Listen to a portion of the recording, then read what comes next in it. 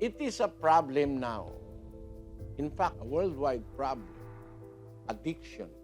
Not only in alcohol, but more than alcohol.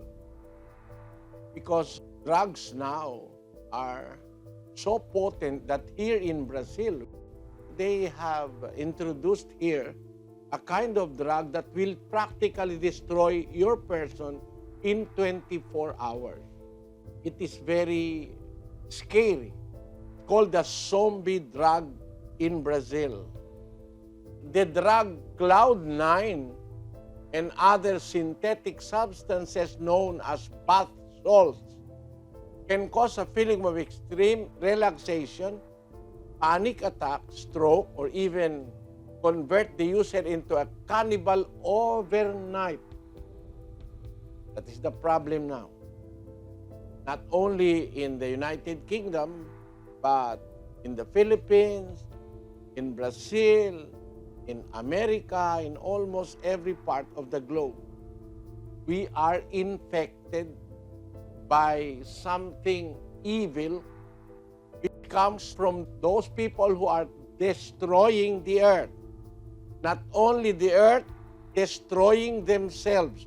To your question, how do we deal with addiction in life? I do not know. Myself was never a victim of addiction. I just some time ago have been, I cannot call it addiction, to cigarettes. There are urges to smoke. When I was 17 years old, while I am not yet a member of the Church of God, because I have a store that sells only cigarettes. In the Philippines, I have a good business of selling cigarettes, especially what they call the Blue Seal cigarettes. Cigarettes that came from the United States of America. I have a stall. That's why I was accustomed to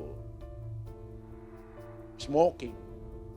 With my two fingers, with the color yellow, brownish yellow, because every day I hold cigarette.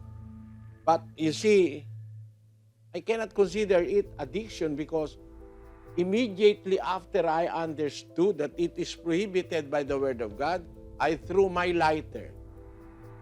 A Zippo lighter, which is a 24-karat gold-plated lighter. In order to show God that I will never smoke anymore, I threw my lighter in one of the most famous bridges in the Philippines, in Quiapo, Manila. That's my story. But addiction, how to deal with it personally, I do not know. I have not experienced being an addict to drugs or alcohol. But you see, the Bible tells us that these addictions are pleasures of the flesh. If it is not bringing pleasure to the flesh, then you will not be addicted.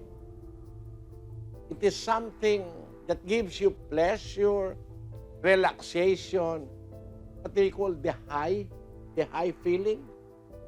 That as if you are lofty, you are flying, something very pleasing to the flesh. It is, according to the Bible, one of the things that Moses left in Egypt. In 11:24 of the book of Hebrews, By faith Moses, when he was come to years, refused to be called the son of Pharaoh's daughter, choosing rather to suffer affliction with the people of God than to enjoy the pleasures of sin for a season. Moses has the access to every pleasure of sin in Egypt. We know for a fact that Egypt is an advanced kingdom. Maybe there is no shabu in Egypt, but the like exists in Egypt. Wine, other things that will make you feel pleasure.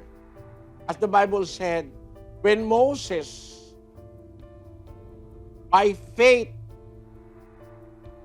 when he was come to years, when he is already 40 years old, he refused to be called the son of Pharaoh's daughter, choosing rather to suffer affliction with the people of God, or the Israelites, who were then slaves of Egypt, than to enjoy the pleasures of sin for a season.